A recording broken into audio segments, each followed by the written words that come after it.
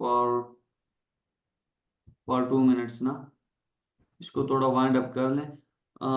Formulas जितने भी हमने इंपॉर्टेंट कैलकुलेशंस के फार्मूला सीखे, वो सबसे पहले हाफ लाइफ का है। हाफ लाइफ का हमारे पास कौन सा है? 0.693 डिवाइड बाई के।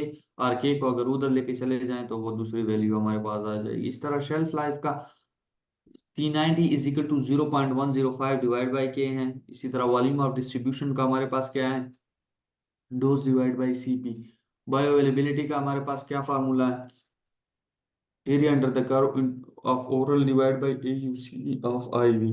एब्सोल्यूट बायोअवेलेबिलिटी का जो अभी पहला क्वेश्चन था, AB1 डिवाइड बाई RB1। ठीक हो गया। इसी तरह टोटल बॉडी क्लियरेंस का क्या फार्मूला है? CL is equal to KVD।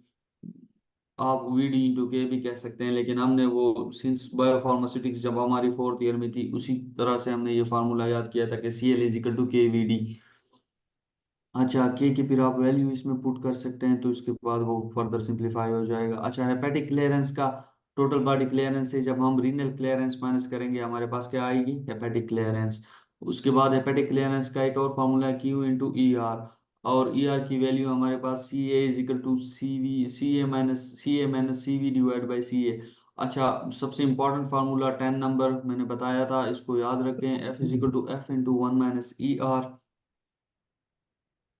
उसके बाद हम आ जाते हैं लोडिंग डोज पे। लोडिंग डोज पे हमारे पास क्या फार्मूला है? Dose is equal to VD into CP divide by F। जबकि सिर्फ ये चीज चेंज है इन मेंटेनेंस डोज, वहां पे VD की जगह क्या होगा? CL clearance. CLT into CP divide by F। उसके बाद प्लाज्मा प्लाज्मा ड्रग कंसंट्रेशन। अच्छा, इस डोज के फार्मूले से फिर इस CL के फार्मूले को फर्दर सिंप्लीफाई करके वो आप उसने जो डोज इंटरवल वाला फार्मूला निकाला था, वो भी तो याद है ना आप सबको, अभी जो पढ़ा था? जी। ठीक हो गया। अच्छा, उसके बाद plasma drug concentration, CP is equal to dose into F divide by CLT into I. ये आई आपके पास क्या है? डोज इंटरवल है। यही फार्मूला, इसी फार्मूले की मैं बात कर रहा था। ये CP is equal to D into F divide by VD into K into I. ये इसी फार्मूले से डिराइव हुआ है। समझ आ रही है ना? Yes sir. जी। अच्छा, जी 14 नंबर स्टेडी स्टेट का क्या था? R divide by CL is equal to CL की वैल्यू फिर पुट की हुई है KVD की। उसके बाद क्रिएटिनिन क्लियरेंस का आपको 140 minus age into weight into KG divide by 72 into serum creatinine clearance. इसमें एक चीज मिसिंग है, कौन बताएगा? Multiply by female point eight wait. Five with जी sir. Female. Well done, well done.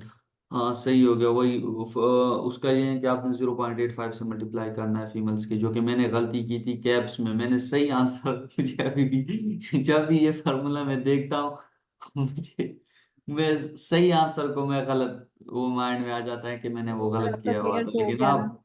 बस यही बस हाँ, क्लियर हो गया बस। चले, अब हमारा गलत नहीं होगा ना इंशाल्लाह, हमें जितना आपने बता दिया। हाँ इंशाल्लाह। ये भी ये मिस सूर्या की बात भी बहुत सही है कि क्लियर, अल्लाह ताला ने क्लियर करवा दिया, ये सबसे बेस्ट चीज है। उसके बाद क्या चीज है? Dose adjustment. DU इज वो तो पता है ना, DU divide by DN is equal to CL TU divide by CLN, तो वो आपको उससे निकाल लेंगे। उसके बाद नंबर ऑफ मोल्स का भी पता है, mass in gram divide by molecular molarity का भी पता है, number of moles divide by volume to litre. Milliequivalent का पता है, weight in mg divide by equivalent weight. अब इक्विवेलेंट वेट का फिर आ जाते हैं, इक्विवेलेंट वेट का क्या है? Molecular weight divide by valence. उसके बाद फॉर वीक एसिड का क्या है? मिलीमोल का फार्मूला क्या था? सर डिवाइडेड बाय 1000 था ना मोल्स। अगर वेट हम तो ग्राम में लेंगे फिर डिवाइड बाई 1000 था, अगर वेट हम हाँ, mg में लेंगे मिलीग्राम। तो फिर इन फिर हम 2000 कुछ भी नहीं, होगा। मिलीग्राम इनटू नाम है मॉलिक्यूलर वेट। Molecular weight. जबरदस्त, ठीक हो मॉलिक्यूलर वेट। गया। क्लियर, हाँ। चलिए, क्लियर है। अच्छा, उसके बाद हमारे पास क्या था? एक सेकंड, मेरे और जहन में आ रही थी। मिली स्मॉल का क्या फार्मूला था? Sir milli osmoles equals to. Sir number of particle in a solution. Number of particles in a solution, ठीक हो गया। अच्छा, हाँ, जबरदस्त। उसके बाद हमारे पास क्या है कि for weak acid pH is equal to pKa into log of salt divide by acid. ये फार्मूला सही लिखा हुआ है क्या गलत है? सही लिखा हुआ है सर। फॉर सही सर, वीक सही एसिड, लिखा हुआ है। फॉर जी वीक जी। एसिड। यस सर, सही है। अच्छा, फॉर वीक बेस ये सही लिखा हुआ बी है, ऊपर होता है। नहीं सर, एसिड की जगह सॉल्ट आएगा वीक बेस में। ये नहीं साल्ट की जगह एसिड यहाँ पे नहीं आएगा, एक नहीं इसकी सर, दोनों जगह। सही है। नहीं नहीं सर, उसमें सही है, लेकिन वीक बेस में एसिड की जगह सॉल्ट आएगा। Unionised ionise ionise. अच्छा अच्छा अच्छा, सही हो गया।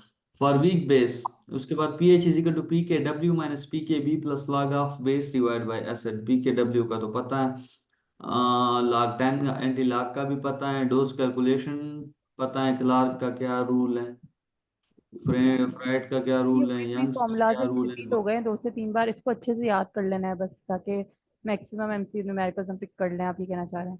हाँ, वैसे इसके इतने कैलकुलेट डोज कैलकुलेशन के इतने आते ही नहीं है मोस्टली। मैंने मेरे ख्याल में मेरे मेरे पेपर में 20 to 25 कैलकुलेशंस आई हुई थी, 20 से 25 तकरीबन। तो इसमें मैंने डोज कैलकुलेशन मेरे वाले में बिल्कुल आई नहीं थी तकरीबन। मोस्टली जो थे वो सिंपल सिंगल एलिगेशन के बहुत ज्यादा आए हुए थे मेरे, जो कि मेरा फेवरेट था बस। तो उस चीज में तो बॉडी सरफेस एरिया उसका भी पता है। बाकी ये कन्वर्जन उन्होंने मेरे ख्याल में दी हुई है, 51% वेट बाय वेट का क्या मतलब है, वॉल्यूम वॉल्यूम बाय वॉल्यूम का क्या मतलब है, वॉल्यूम बाय वेट का क्या मतलब है, यहाँ तक। उसके बाद ये डाइल्यूशन का भी दिया हुआ है।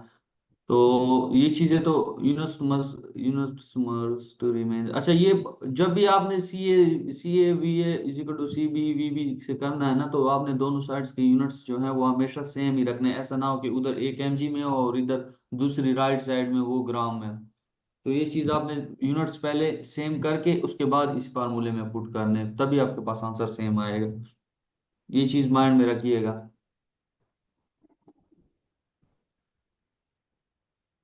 तो क्लियर है यहाँ तक सबको? Yes sir. Yes sir. जी। तो यस। क्लियर। आज की क्लास की किसी को थोड़ी बहुत समझ आई? Yes sir.